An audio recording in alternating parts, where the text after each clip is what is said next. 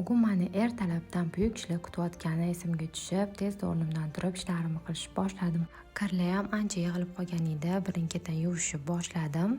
Choy cho'ygan stollarimizni ham yig'ishtirib, idish tovolarni ham tez-tez yuvib tashladim. Bu tezlashtirilgan variantda qaniydi hayotda ham shunaqa tez yuvib bo'lsak deydi ishlarni. Birin-ketin demaxotlardan boshlab ko'pirtirib oshxonalarni tozalashni boshladim.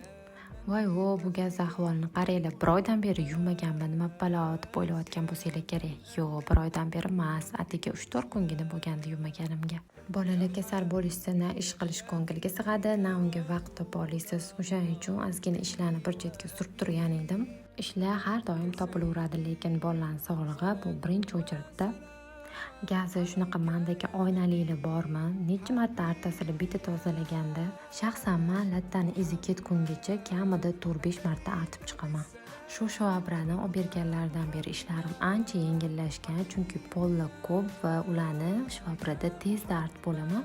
Ishlarimni qilib bo'lganimdan keyin ko'chalarni прогулка qilib keldik va obedlanib, bolalarni uxlatib, iftorga harakatni boshladim. Bugun bizda menyuda mastava bilan rastika edi. Sizlarda bugungi menyu qanaqa bo'ldi? Videoga like bosib ketishni esingizdan chiqarmanglar.